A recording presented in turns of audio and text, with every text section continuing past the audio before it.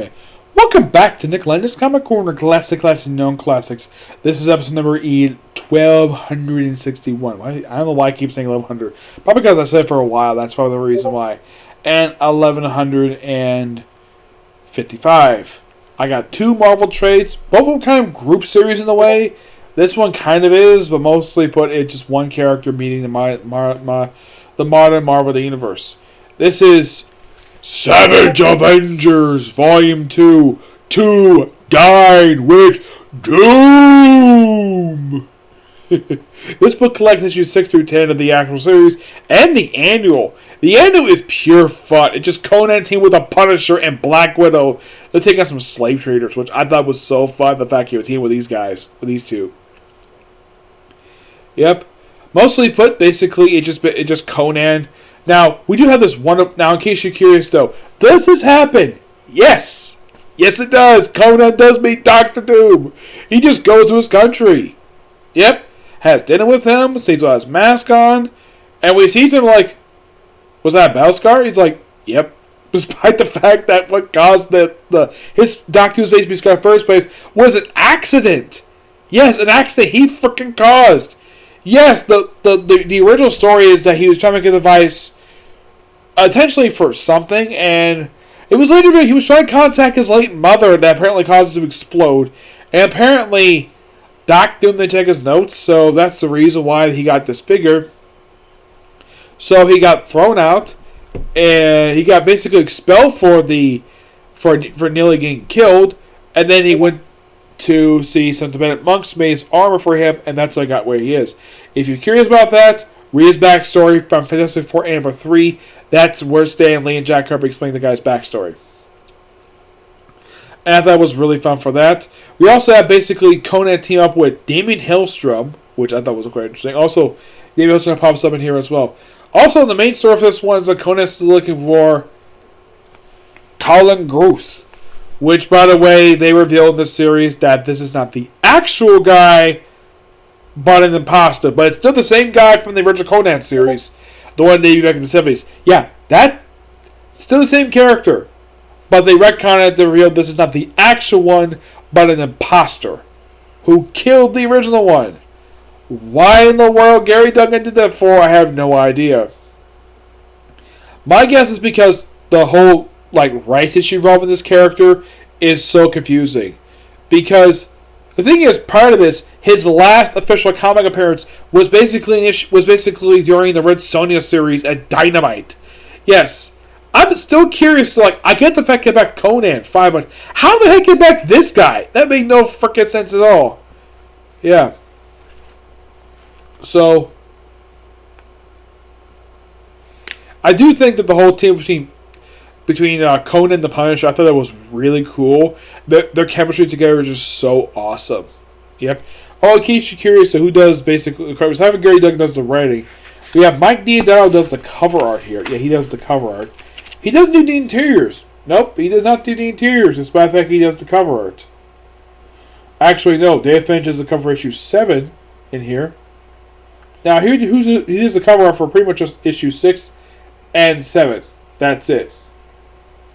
The interior artist for issue 6 done by Kim Janiso. We have Von Garney who does the annual, and Patrick Zurcher who does issue 7 through 10. Yeah, and this is just a pure fun of a series. I give this book roughly a 10 out of 10. It's just so awesome to read this damn thing. Yep, anything happens here besides the fun stuff. Oh yeah, and we also have Conan being Conan, modern day, sleeping with multiple women. Him killing people with the Black Widow and Punisher, like I said. And he also meets up with Elektra. Yeah, that's interesting. Freaking Elektra in here in Doctor Strange. Yep. Yeah. I do appreciate, though, the fact that the whole conversation between Doctor Doom and Conan, that takes place all in issue 8. And, of course, Doctor Strange pays a visit. Also, for some reason, he's back in the Steve Ditko garb, despite the fact at the time these issues came out, he was not wearing this attire. Why the heck the artist forgot the fact he was not wearing this attire? This is what I thought was quite strange, though, because In other books period, he was wearing the Kurnoff, was basically the black suit. Also, apparently they forgot the fact he also dyes his hair behind the gray templates. His hair. Yeah, apparently the artist completely forgot that. Also, the Aga Matsumoto was closed, now it's reopened again. Yeah, just wonderful artwork from the artist here. Just so freaking good. Yep. Oh yeah, here's Patrick Joseph drawing Colin Girth. It's just so freaking good. Yep. They do find him, and they fight him. And they find him pretty much in issue 9. Though he nearly gets killed, he gets burned alive. I think it's by Doctor Strange. Yeah, Doctor Strange is the one who nearly kills him. So, he basically nearly gets flayed alive. And then, basically, Doctor Strange does this. He decides to have his own Iron Man armor. Yes, he has an Iron Man armor, which I thought this was so cool. Yep. One thing I hope, though, of course, we also have is where this octopus.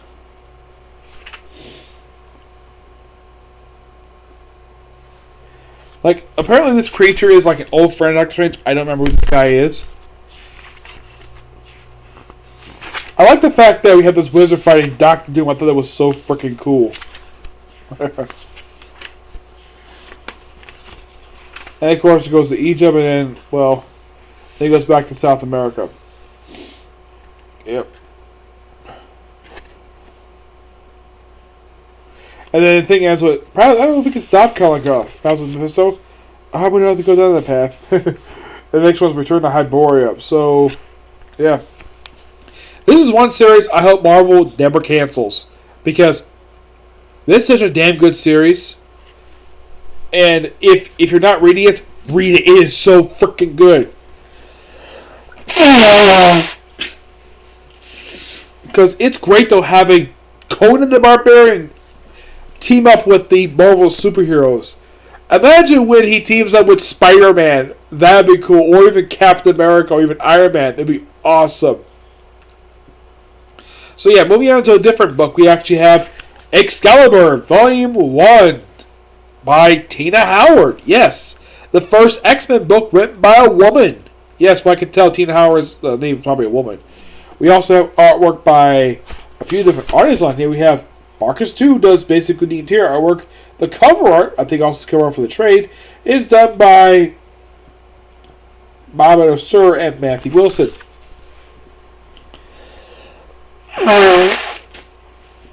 For those of you curious, though, excuse me, who the heck are Excalibur? Well, they originally were a group of superheroes assembled by Chris Clem back in the late 80s. It's simply put, the way one person described it, it's Captain Britain crossover with the X-Men. That's simply what it is. It's a mixture of basically Captain Britain, his then girlfriend and later wife Megan, along with Kitty Pryde, Rachel Gray, Nightcrawler. This is their period of time when some of the X-Men were declared dead. So they hung around for a while. Eventually Colossus himself did join the Excalibur roster, but this is a brand new roster, and with the exception of Captain Britain as a supporting character, none of the main members basically anything to do with the original lineup. The lineup is quite interesting to say the least. It's made up of Rogue, Gambit, Psylocke, who's now Captain Britain. There's an explanation for that here. Also Jubilee and frickin' Apocalypse, who now goes by A. I have no idea why he changed his name for, but he did. But it's something different for him. Yeah, and also his clan shows up here. He had the human worshippers who worship him. And they barely do anything at all. Yeah.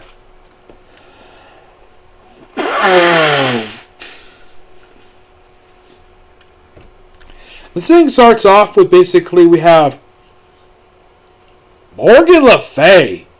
Then everybody thinking, what the heck is Morgan Le Fay show up in an issue of Excalibur? Or at least having to do with the X-Men?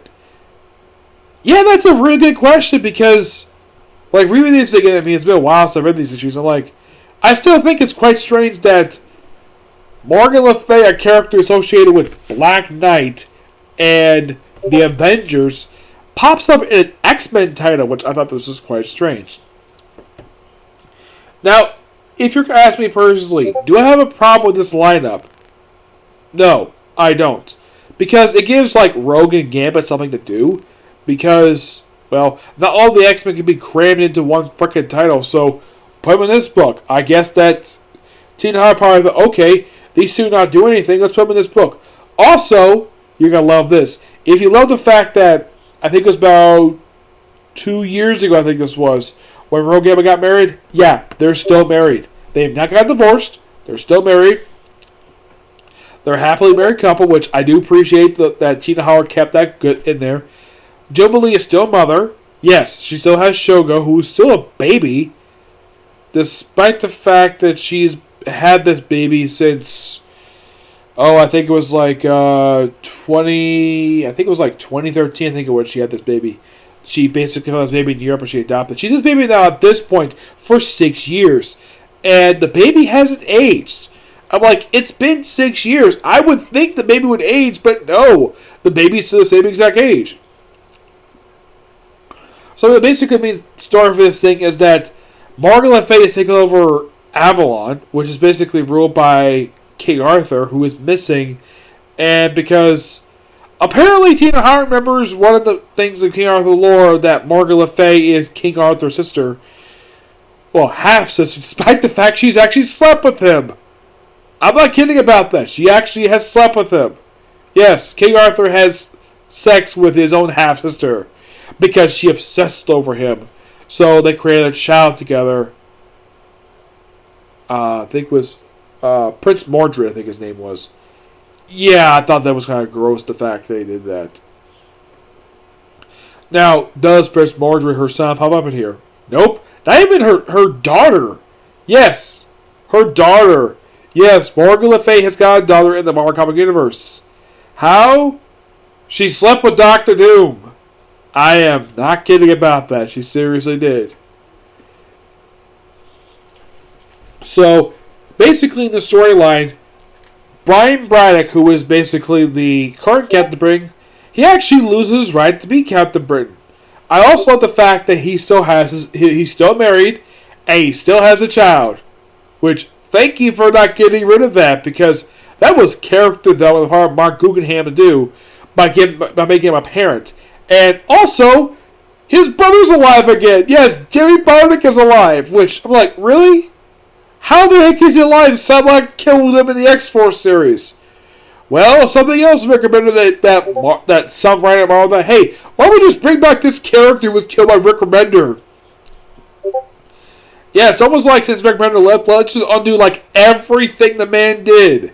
Like having Samuel Wilson be Captain America. That was something he did. Killing out Jane Barnick. He did that too. It's like, oh my gosh, let's just get rid of everything he did. Like, undo everything. Like, Warren Worthington. He had amnesia. They undid that by the time he left Marvel back, I think it was like 2015, I think it was. They had basically regained his memories. And now we have done another thing. Oh yeah, apparently Psylocke, when she finds out that Brian, when he finds out her brother Jamie is alive, she's like, I thought I killed you. She did. She killed him in the Otherworld storyline in Kenny X-Force. I haven't viewed that yet, but I know what happened there. That happened, I think it was like 2012, I think it was. Yeah, I think it was like 2011, 2012. So by the time period here, he had been dead for 7 to 8 years. A long time to keep a character dead, but nope, here he is alive and well. Also, we have this really cool thing with Apocalypse. I love the fact Apocalypse is written so well in here. I mean, I call him Apocalypse. I don't think this is want to go by Apocalypse anymore, but he's still freaking Apocalypse. I like the fact he takes a different direction. Because you don't always have to go the same route with Apocalypse. That's one thing I love with the current X books, where like all the former X-Men villains are now all good guys. And taking a new direction, like Pyro, for example, one of the old X-Men villains, is now a good guy. He's on the Marauders. Magneto, of course, basically has been a good guy since Karen Gillian wrote Well, it was actually Matt Fraction did that. Yeah, Matt Fraction was one. He was the first one they turned good, and apparently it's like, okay, let's have like every single villain turn good now, mostly anyways. And excuse me, turning Apocalypse good. This is a good idea.